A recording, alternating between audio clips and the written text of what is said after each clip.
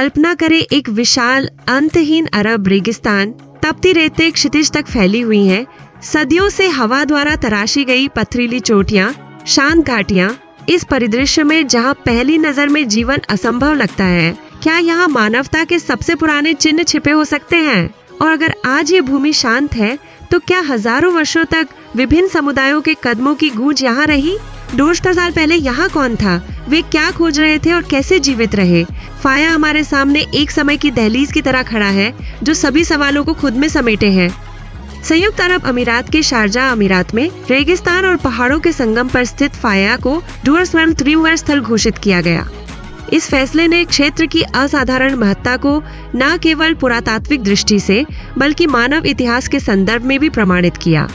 फाया का भूगोल पहली नजर में कठोर और निर्मम लगता है, लेकिन वास्तव में यहाँ जीवन संभव बनाने वाले प्राकृतिक लाभ भी हैं। तलछटी परतें, कटाव से बनी घाटियां, भूमिगत जलमार्ग और प्राकृतिक चट्टानी आश्रय लाखों वर्षों की भूवैज्ञानिक प्रक्रियाओं के परिणाम स्वरूप बने।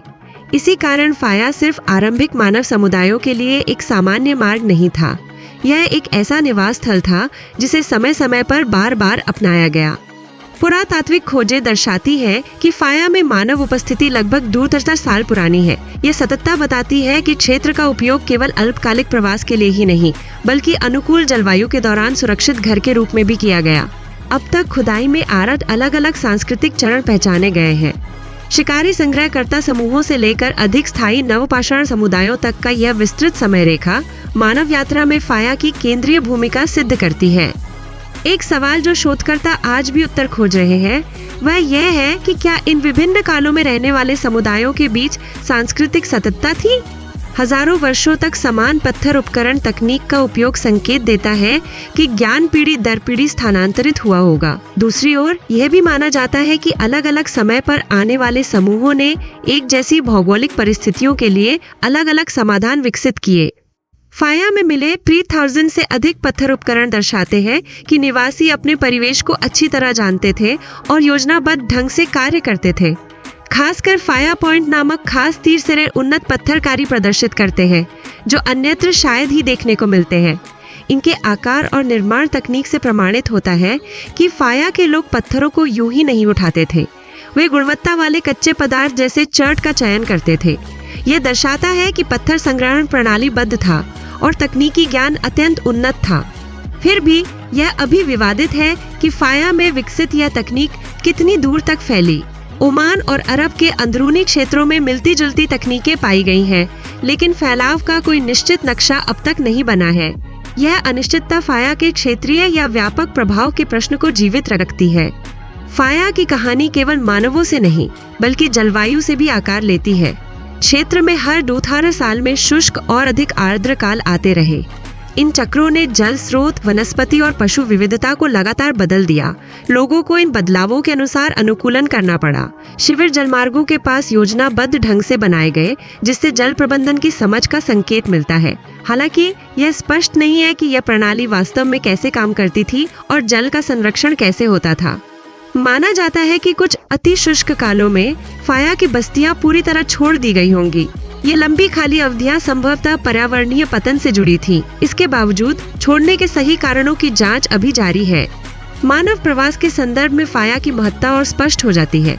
लंबे समय तक यह समझा गया कि अफ्रीका से बाहर आने वाले प्रथम मानव केवल तटीय मार्गों का उपयोग करते थे, लेकिन फाया में मिले साक्ष्य दर्शाते हैं कि आंतरिक मार्गों से भी प्रवास संभव था। यह मानव विस्तार के नक्शे का पुनर्मूल्यांकन करवाता है।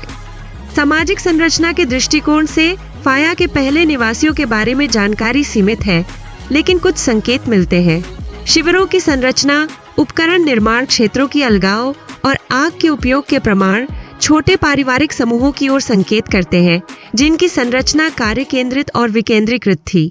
हालांकि नेतृत्व प्रणाली, जनसंख्या आकार या पदानुक्रम के बारे में अब तक कोई स्पष्ट प्रमाण नहीं मिला है। कुछ नवपाषाण खोजें संकेत देती हैं कि फाया का संपर्क अन्य अरब प्रायद्वीप के समुदायों से रहा होगा। क्षेत्र में मूल रूप से ना पाई जाने वाली कुछ पत्थरों के प्रकार दूर से लाए गए पदार्थों की उपस्थिति दर्शाते हैं। यह सुझाव देता है कि एक प्रारंभिक व्यापार या सांस्कृतिक आदान प्रदान का नेटवर्क स्थापित हुआ होगा। आज फाया में केवल पत्थर और रेत का शांत परिदृश्य दिखता है, लेकिन जब आप आंखें बंद करते हैं तो हवा में तैरते कणों के बीच बहुत पुरानी कहानी महसूस की जा सकती है। शायद दूर साल पहले इन्हीं घाटियों में चलने वाले किसी व्यक्ति की सांस आज भी वातावरण में है। फाया मानवता के प्रकृति से संबंध, उसकी अनुकूलता और अस्तित्व के संघर्ष का जीवित रिकॉर्ड है।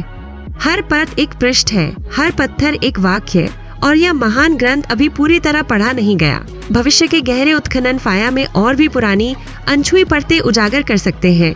नवपाषाण की पारिस्थितिकी, पशु प्रजातियों का मानव जीवन पर प्रभाव, दैनिक अनुष्ठान और सामाजिक संबंध अभी भी रहस्य के पर्दे में है। इन सभी पहलुओं के साथ फाया को सिर्फ एक यूनेस्को स्थल के रूप में नहीं देखा जाता। यह पृथ्वी की स्मृति, मानवता का दर्पण और हजारों वर्षों में रेगिस्तान की सांस है। ये भूमि याद दिलाती है कि मानव अस्तित्व की इच्छा सबसे कठोर परिस्थितियों में भी दृढ़ रही। आधुनिक विश्व में रहने वाले हर व्यक्ति की जड़ों में उन हाथों का चिन्ह है जिन्होंने कभी फाया में पत्थर उपकरण बनाए थे। फाया अभी भी बोल रहा है और मानवता अब उसकी कहानी सुनना शुरू कर रही है। हमने फाया के हजारों वर्षों के इतिहास को साथ साथ देखा। अगर आपको यह यात्रा पसंद आई तो वीडियो लाइक करें, चैनल को सब्सक्राइब करें और कमेंट में अपने विचार साझा करें। फाया का सबसे प्रभावशाली पक्ष आपको क्या लगता है? आपकी टिप्पणियों का इंतजार है।